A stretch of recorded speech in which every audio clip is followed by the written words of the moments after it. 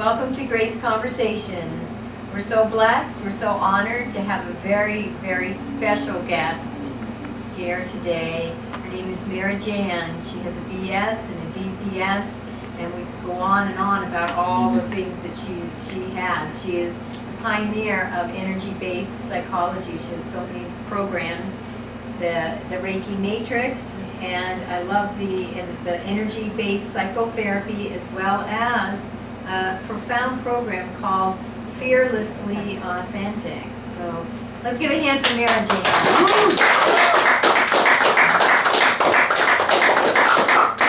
Meera, we were just talking how healing we really need to get into that emotional body to really clear the wounds that as human beings none of us really escape. And you have a profound system, years and years of research and college and classes that you've taught. And when we get into that emotional, and in this culture, we were talking, in our culture, it's really typical to teach us as a culture to, and probably other cultures as well, is to push away and to run away and to deny and hide all those emotional hurts that come up. It's not really socially appropriate for us to express that emotion. And I'd love for you to share what you just were sharing about the emotional release, and there's a distinction there. You're right, Bonnie. We are living in a culture where we are taught generation after generation to push away how we feel.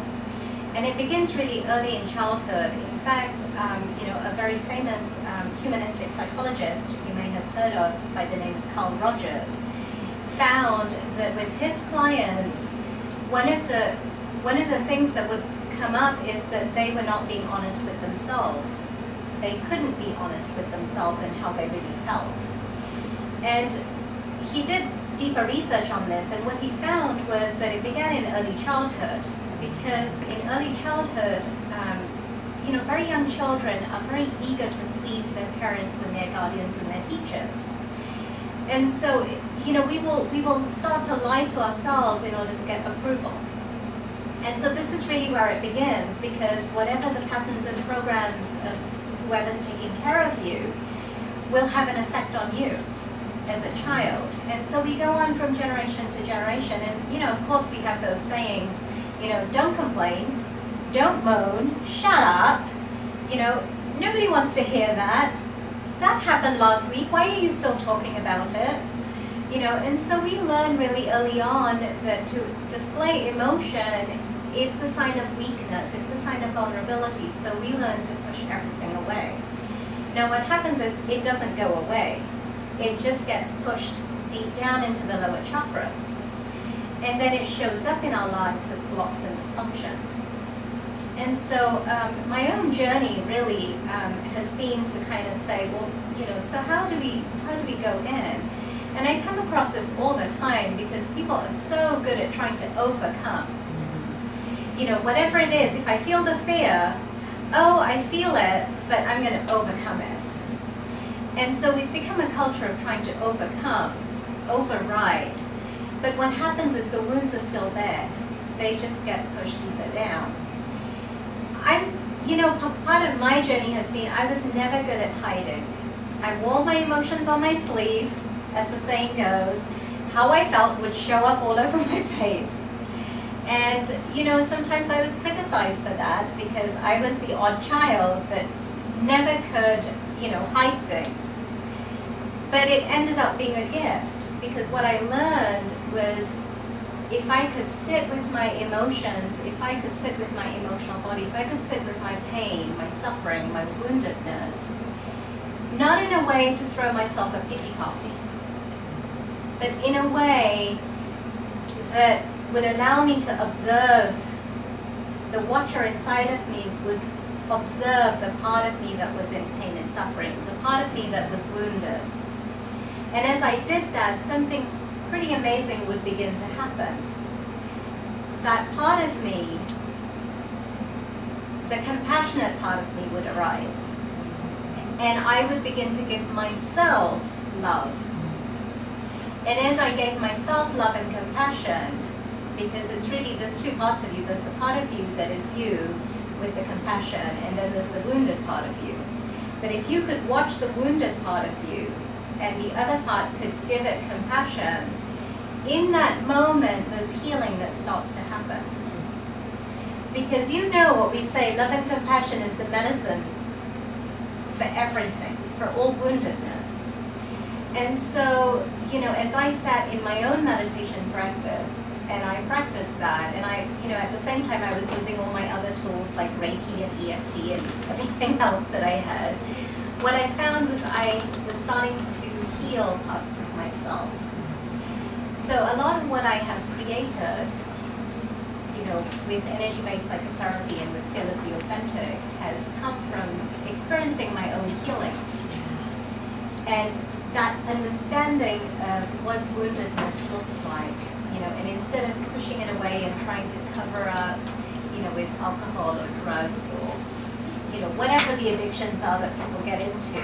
Infinite. Going to parties and, socializing, watching TV, overeating, all of those things, are ways to really, avoid the pain, avoid being with ourselves. I say to people, I get so many excuses why people can't meditate. If you put out a class on meditation, you guarantee people don't want to come to that. And I say to people, if you can't be with yourself, who do you think's going to want to be with you? We must learn to be with ourselves, to sit with ourselves and be okay with all the different parts of who we are. The part of me that's healthy, the part of me that's confident, but then there's also a part of me that's insecure, a part of me that feels fear, a part of me that's deeply wounded, that's in pain and suffering, and I've got to be okay with all of these parts. And if I can do that, then I start to transmute the woundedness and, change myself into a place of more healthfulness and wholeness. Yeah, thank you so much. That was so beautiful. Wow, Meera. Yeah, I remember it was probably about 10 years ago, I came up with an affirmation for myself. And I still have that affirmation, and I love it. It was, I am wide open, unstoppable love for all beings. And it inspired me, it fired me up. And it was just a couple years ago, I don't remember the exact circumstances, but a light bulb went off in my head. And I realized that I was not wide open, unstoppable love for myself. Like if we're to go in and be with ourselves fearlessly, and I love the fearlessly authentic because it does take courage to be authentic. It does take courage to be authentic because we go through life wanting to protect and defend and show only what we think will be accepted to the world. And I grew up in a family where if I would cry immediately, stop crying, you got to be strong, you got to get through. And part of that I'm grateful for because there was times in my life where I needed to just keep going even though times were really tough. However, I blocked off a huge part of myself and my emotion and my vulnerability and my woundedness and I suppressed a ton. And it was not acceptable for me to really show emotion. And so I had to learn that, wow, this is a part of me that I do need to reconnect with. And not just the great parts of me or the happy parts of me, but all of the parts of me, and be wide open, unstoppable love, unconditional love. Because we can be loving when someone's in a great mood or someone's being wonderful, but can we be loving when ugliness comes up or when fear comes up within ourselves or another person? And so that's exactly just right on, and that's where the healing begins. Right. I'll share a story. This is one of the stories of my own healing journey, in a way. And for many, many years I had an issue. And the issue was I didn't have a voice. No one heard me. That's how I felt. And I think a lot of people in our culture, a lot of women in particular, would identify with that issue. I don't have a voice, no one hears me. And you can imagine that an issue like that would create a lot of pain and suffering, because every situation that you've been in where you felt, I didn't get heard, I didn't have a voice, I wasn't able to speak up, somebody misunderstood me, would create some pain and suffering inside. So many years ago I had an opportunity where my husband and daughter had gone to bed early. And so I thought, I'll use this time and go in and do my meditation and use my tools. And it was a spontaneous thing that came up. It wasn't something that was planned. I sat with myself, and as I begin to go inside, an image starts to arise. And of course that first urge comes up that says, oh no, that's not real. Because there's that part of our mind that says, what I'm experiencing isn't true. What I'm seeing can't be so. And that's the first urge that always comes up when we meditate. But I've learned we have to trust our experience and we overcome that urge. So as I do that, I allow myself to go in deeper. And now the image is coming up pretty clean and clear. And it's a part of my suffering that has come up. And that's where the second urge comes up that says, I'm out of here. I don't want to be here because this is painful. And I don't want to be in a painful situation. And again, I've learned to override that urge and sort of say, oh no, I need to be here and stay in this experience because I'm going to learn something. So as I stay with this experience, I start to see it's a younger me. But she's in tears. Tears are just rolling down her cheeks. She's crying endlessly. And I come to know that she's that part of me that feels no one hears her. So I stay with that, and in that moment, and I'm using my tools, my Reiki and my EFT and everything else, I'm using all of that. And as I stay with this experience, and I'm feeling where I'm feeling these energies and clearing them out, right? As I stay with that, there's that part of me that feels her pain, and I feel everything that this part of me is feeling. Even though she's a part of me, she's separate in that moment. And as I acknowledge her pain and suffering, I can feel it inside my body. And of course, that's where the compassion and the love starts to come in for yourself. And pretty soon, she stops crying, and she's smiling. So you could say that that day I healed a part of myself.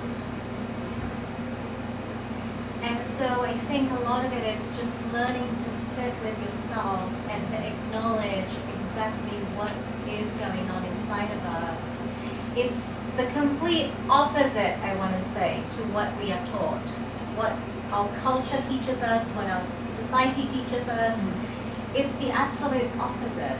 But when we can learn to do that and be really honest with ourselves, it's amazing what we can move through. Wow, thank you so much for sharing that story. I think it's something that everybody could get a huge benefit from, because meditation is such everyone has heard that word, and is, sit with yourself and just be with yourself for a little while. And what I think that doesn't get told, that a lot of people really surpass when we mention meditation, is exactly what you described. Is often, not always, sometimes the meditation is quite deep and quite profound and quite blissful, but what I've experienced is there's times when I'll sit and discomfort comes up. It's hard to put a word on it because it's different. But it's like, okay, well, I don't want to sit here anymore. That's like the first thought. I don't want to sit here anymore. Where's the cell phone? Where's the phone? Where's the distraction? Who can I call? You know, I've just got things to do, and we kind of want to run away from ourselves. And that's the untold story about meditation that so many people don't know. And that, if you can know that, like with your beautiful, profound story, where you have this, you know, this deep part of you needed your attention, your unconditional, compassionate love. And if you had not been able to sit into that discomfort and sat through it, and that was several layers, you know, you kept going deeper, and then there was a little more, and if that's profound. And then because you gave yourself that gift of just staying with the discomfort, and just staying with it in the space of love, and then all that healing occurred. Well, thank you so much, Meera. We could go on for hours and hours. Thank you, Bonnie. You're so welcome. Yeah. Well, you have a beautiful, blessed day. Thank you all for being here. This is live, recorded live. We have a nice, beautiful crowd of beautiful, bright beings. So let's just give Meera a beautiful hand over.